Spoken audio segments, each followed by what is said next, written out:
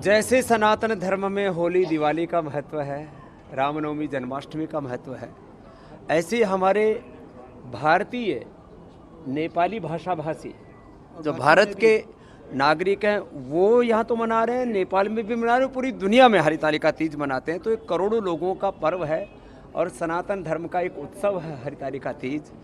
और इसको ऐसे ही भारत में महिमा देनी चाहिए जैसे हम गणेश उत्सव को देते हैं। और ये सनातन का गौरव काल है और गुलामी की निशानियां मिट रही हैं और मिटेंगी। सनातन का गौरव प्रतिष्ठापित होगा और सनातन धर्म को जो खत्म करने की मनसा लिए, सनातन को जो कोस रहे, सनातन के ऊपर जो लांछन लगा रहे हैं, 2024 में उनका मोक्ष तो होगा ही होगा, उनका पुनर्जन्म भी नहीं होगा।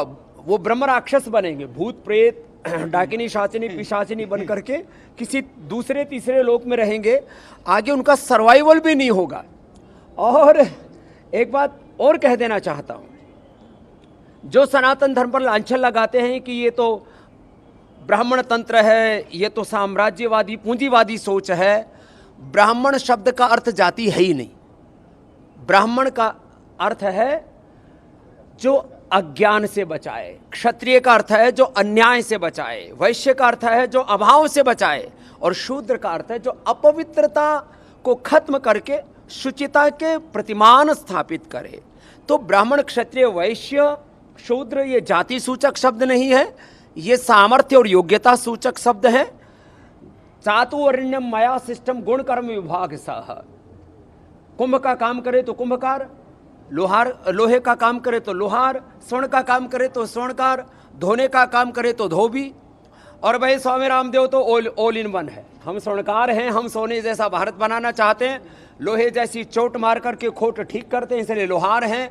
हम जो है नए भारत का निर्माण कर रहे हैं, घड़ रहे हैं भारत का, इसलिए हम कुंभकार हैं। और हम अज्ञान को दूर कर रहे हैं इसलिए ब्राह्मण हैं, हम अन्याय को भी दूर करते हैं इसलिए क्षत्रिय हैं, हम अभाव में मिटा रहे देश में इसलिए वैश्य भी, और हम रोज सेवा करते हैं इसलिए शूद्र नहीं महाशूद्र भी हैं। तो हमारे भीतर ये चारों वर्णाश्रम धर्म है। वर्णाश्रम धर्म के नाम पर भारत में कोई भेदभाव नहीं है और जातिवादी भारत का सनातन कभी नहीं रहा। जो जातिवाद का कलंक लगाते हैं, भेदभाव का कलंक लगाते हैं, हमारे यहाँ पर स्त्रियों और पुरुषों को बराबर अधिकार है और जन्म के आधार पर सनातन में जाति व्यवस्था है ही नहीं। दुर्भाग्य से हमारे कुछ ग्रंथों में, वेदों को छोड़ करके कुछ ग्रंथों में जरूर कुछ लोगों ने मिलावट की और कुछ लोगों ने गलत व्याख्या की है। और यदि किसी कालखंड में किन्हीं व्यक्तियों ने कोई दोषपूर्ण कृत्य किया हो तो सनातन दोषी नहीं, वो व्यक्ति उसके लिए जिम्मेदार और अपराधी हैं। इसलिए सनातन पर कोई लांछन लगाता है, सनातन को कोई कलंकित करने की कोशिश करता है तो हम उसको ना तो बर्दाश्त करेंगे और ये देश ही उनको खुद जवाब दे देगा। राजनीतिक तौर पर भी ये देश जवाब देने में सक्षम है और हम सामाजिक तौर पर भी, बौद्धिक तौर पर भी हम सभी प्रश्नों का उत्तर देने में सक्षम है। जो भारत ये धर्म, अध्यात्म और सनातन परंपरा पर जो प्रहार कर रहे हैं वो बहुत ही जाहिल किस्म के लोग हैं। मुझे लगता है उनके डीएनए में कुछ गड़बड़ी आ गई है। स्वामी जी, पुरानी संसद में आज आखिरी दिन है, किस तरह से याद करते हैं? प्रधानमंत्री ने भी बहुत भावुकता के साथ वो क्षण याद किए जब से हमें गणतंत्र मिला है। नए भारत का निर्माण हो रहा है और इसमें नए संकल्पों के साथ अब वन नेशन वन इलेक्शन, इस पर तो मुझे लगता है पूरा जोर होगा। महिलाओं को भी आरक्षण मिलेगा। बहनों, अब आप मीडिया में ही नहीं सब जगह छाई रहोगी, इलेक्ट्रॉनिक मीडिया में तो छा गई हो, अब संसद में भी छाओगी। तो माताओं बहनों को हमारा अभिनंदन, उनको जरूर जो है एक प्रश्रय मिलना चाहिए, बराबरी का हक मिलना चाहिए। 30 क्यों, मैं तो कहता हूँ 50-50 भी मिल जाए तो कोई बात नहीं। और अगली बात रही समान नागरिक संहिता की, वो तो होना ही चाहिए, एक देश एक कानून। और उससे भी बड़ी बात, देश में जनसंख्या नियंत्रण के लिए कानून अवश्य बनना चाहिए। लिमिटेड साधन, तो फिर अनलिमिटेड जनसंख्या पॉपुलेशन कैसे किसी देश में समा सकती है? इसलिए जनसंख्या नियंत्रण होने से भारत के पासपोर्ट की, भारत के वीजा की जो है वैल्यू बढ़ेगी, भारत की करेंसी की वैल्यू बढ़ेगी, भारत समर्थ बनेगा। अभी भी भारत में 60 करोड़ लोग बहुत सक्षम हैं, 80 करोड़ लोग थोड़े कमज़ोर हैं, उनको और ज़्यादा एम्पावर करने की ज़रूरत है। लेकिन आने वाला वक्त ऐसा है, इसमें जनसंख्या नियंत्रण भी बहुत ज़रूरी है। ये सारे काम होंगे तो नई संसद से एक नए भारत का, अब इंडिया नहीं होगा, अब भारत होगा। हाँ, पहले न्यू इंडिया करते रहते थे, और India that is Bharat. Patanjali ऐसी संस्था है 30 सालों से मेड इन भारत लिखने वाला केवल पतंजलि था। अब चारों तरफ भारत भारत की जय जयकार हो रही है, भारत माता की जय। धन्यवाद। हो किस गया। तरह से आप देखते हैं इस पूरे द्वंद्व को, इंडिया बनाम भारत? आपको लगता है कि या इंडी कौन अलायंस? जीतेगा 2024 में?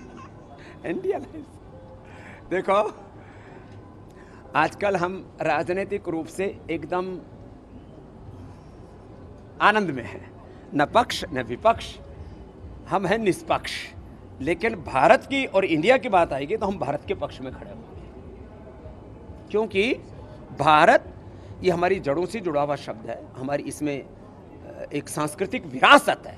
अरे राजनीतिक विरासत बनती बिगड़ती रहती है, आर्थिक विरासत भी ढहती रहती है, सच्ची विरासत है सांस्कृतिक विरासत, और वो सांस्कृतिक विरासत प्रतिबिंबित होती है भारत शब्द में। इसलिए भारत शब्द का प्रयोग होना चाहिए, उसमें गौरव होना चाहिए। जिन लोगों को अभी भी मानसिक और वैचारिक गुलामी है ना, उनको इंडिया शब्द अच्छा लगता है। इसलिए शब्दों के पीछे भी एक बहुत हमारी गहरी इमोशनल कनेक्टिविटी और उसकी भी जड़ें, जैसे श्रद्धेय आचार्य वात्स्यन जी ने कहा कि उसके पीछे भी एक बहुत बड़ा सांस्कृतिक अतीत होता है। इसलिए भारत और भारतीयता की जय जयकार होगी। और कुछ बच गया क्या? स्टालिन को कुछ मशवरा दे दीजिए। अरे साहब, क्या मशवरा दे रहा है? मुझे लगता है पोते को दादा के पास जाने की कुछ ज़्यादा ही तलब लगी हुई है। भगवान उन सब का सभी प्रकार से जल्दी मोक्ष करें, उनका पिंडदान हो। बहुत बहुत धन्यवाद।